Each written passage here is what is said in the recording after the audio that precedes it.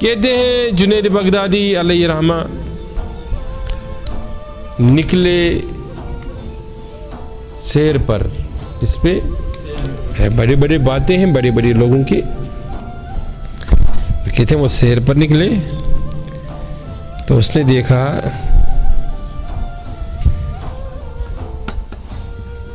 میں نے آپ کو سنایا نا اس دن بھی ان کی ایک حکایت جس میں وہ اس سے شیطان ملا خانہ کعبہ کے در پہ، وہ جنید بغدادی رحمۃ اللہ تعالیٰ، وہ آگے والی بات میں مختصر کر کے بتاؤں گا، لیکن تاکہ تمہیں یاد آ جائے اور میں بتانا کیا چاہتا ہوں تمہیں یاد آ جائے۔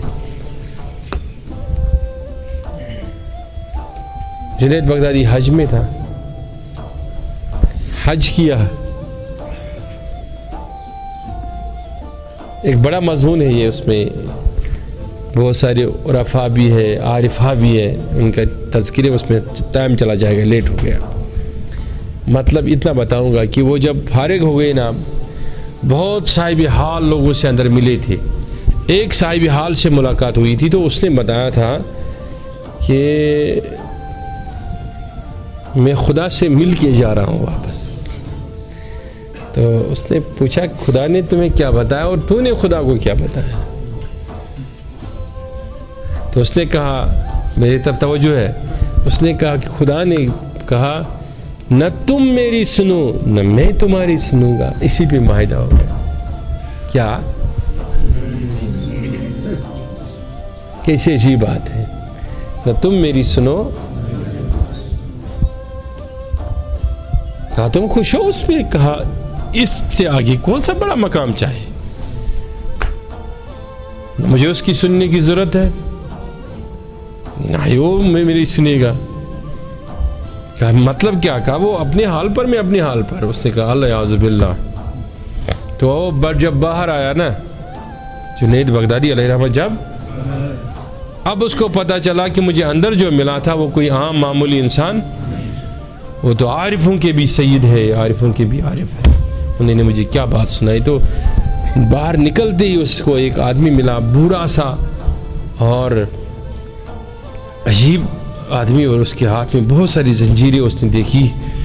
تو کہا، اس کو یوں کر کے دیکھا، اس کو لگا کہ کوئی جانا پہچانا ہے، تو اس نے یوں گھوم کر کے اس کو دیکھا۔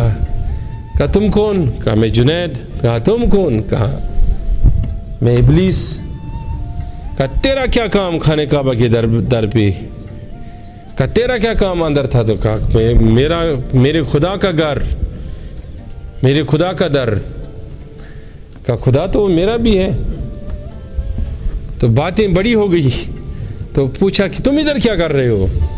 کہا یہ جو زنجیریں ہیں نا، اندر کچھ لوگ ہیں خدا کے پیارے، انہیں ڈالنی ہے، یہ ڈال کے مجھے اسی رستے پر انہیں گھسیٹنا ہے جو بائیں کے رستے ہیں۔ بات سمجھ میں آئی کہ نہیں؟ انہیں گھسیٹنا ہے اسی پر، ان کی سواری کرنی ہے، میں نے سوار ہونا ہے، ان کو لگام ڈال کے، ہاں لاکم تریت چھم تمن کھسن سوار۔ تو اس نے کہا، جنید بغدادی بڑے حیران ہو گئے، کہا خانہ کعبہ کی باہر؟ کہا اچھا دیکھو تمہارے پاس کوئی لسٹ ہوگی نا ان سب کی؟ کہا وہ تو ہے مجھے پتا ہے۔ کہا ان میں دیکھو میرا نام تو نہیں ہے۔ وہ شیطان مسکرایا، کہا جنید تم فکر کیا کرتے ہو، تمہارا نام ڈالنے کی ضرورت نہیں ہے، اور نہ ہی تمہیں زنجیر ڈالنے کی ضرورت ہے، تمہاری سواری تو میں بغیر زنجیر کی ہی کروں گا، یعنی چکھسے بس سواری لاکھ میں رستی۔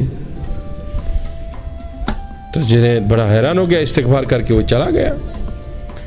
20-30 سال زندگی گزر گئی۔ ایک بار وہ نکل رہے تھے دجلہ کے کنارے، دیکھا ایک بوڑھا تھا، وہ کر رہا تھا خداو میں تیرے تو کہاں صاحب ہو، بناس نے کہا تیری تھی آپ، وہ ایسی عاجزی کر رہا تھا، ان کی ساری کر رہا تھا۔ جنید نے کہا میں بھی تو عمر رسیدہ ہوں، لیکن اتنا بھی نہیں کہ اس کی خدمت نہ کر سکوں۔ تو اس نے اس کو کہا چلاؤ میں تمہیں یہ چھوٹا موٹا دریا پار کراتا ہوں۔ وہ جب بیچ میں پہنچے نا، اس نے کہا جنید کیسے ہو آپ، ٹھیک ہو؟ کہا تم کون؟ کہا میں وہی جو کعبے کے دروازے بھی ملا تھا۔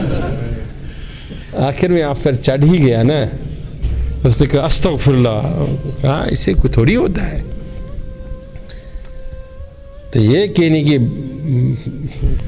کہنے کی بات ہے اور بڑی غضب کی بات ہے. میں یہ سمجھانا چاہتا ہوں کہ یہ جو دھائیں کا رستہ ہے نا، اس پر جو چلانا، اس سے بھی بیچ بیچ میں یہ خطرہ ہے پہچاننا ہے کہ اس کے سر پہ سوار کون ہے. جب تک اس راستے میں وہ اتنا معیار پورا نہ کرے کہ پھر اس کو کسی کے سوار ہونے کا خطرہ نہیں ہے.